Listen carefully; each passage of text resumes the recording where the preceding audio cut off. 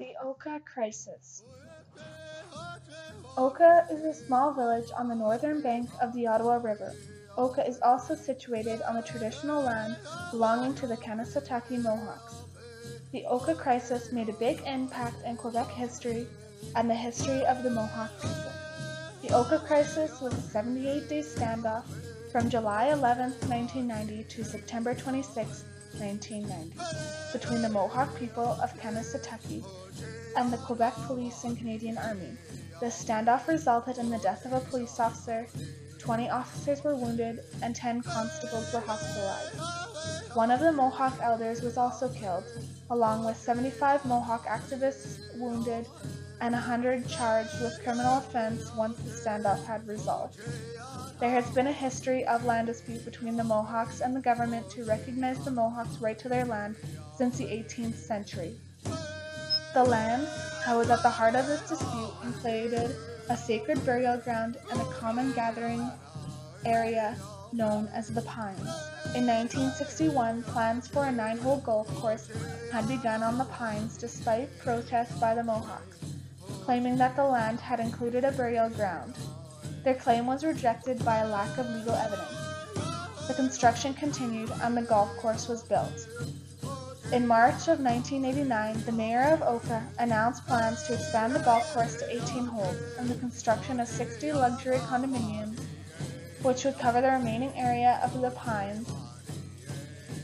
The Mohawks were very upset by this, and despite the protests by the Mohawks and concerns from the Minister of Native Affairs and the Quebec Minister of the Environment, the construction was still scheduled to begin as planned. The Mohawks were furious.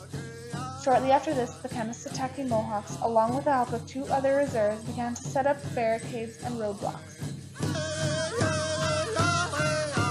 On July 11, 1990, the mayor of SOWK requested that the Quebec police intervene and dissolve the barricades. This intervention resulted in a 15-minute gunfight which left 1 officer fatally wounded.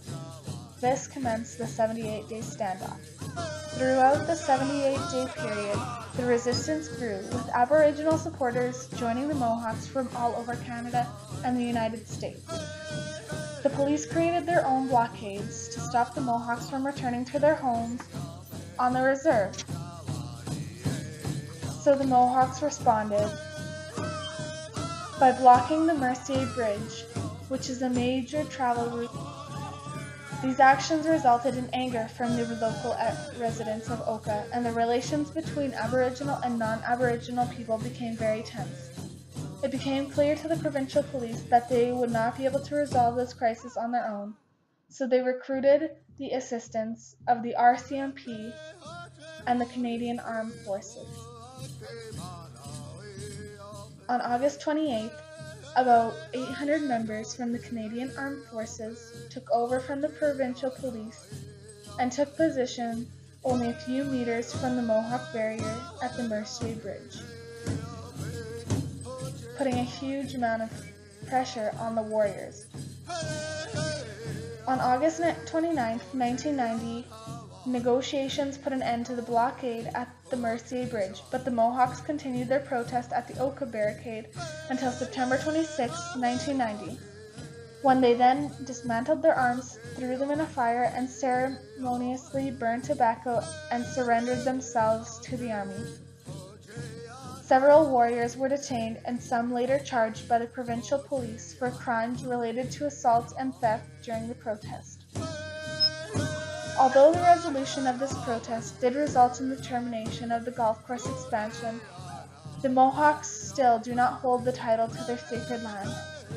During the crisis, the land was purchased by the federal government in order to stop the expansion of the golf course, along with some other additional plots of land for the Kanesatake Reserve, although these crown lands have not yet been transferred to the Kanesatake Mohawk Reserve. It has been over 25 years since the SOWK crisis, and throughout this time, the Mohawk people have visited the site of the crisis, leaving offerings of tobacco and sharing their thoughts of the Creator. This annual event to commemorate what happened on July 11, 1990, on the 25th anniversary of the crisis, the First Nations and non-natives joined together to march through the Pines and the town of SOWK to bring awareness to the events on that same day 25 years prior and to celebrate the successes and movement of Aboriginal peoples everywhere.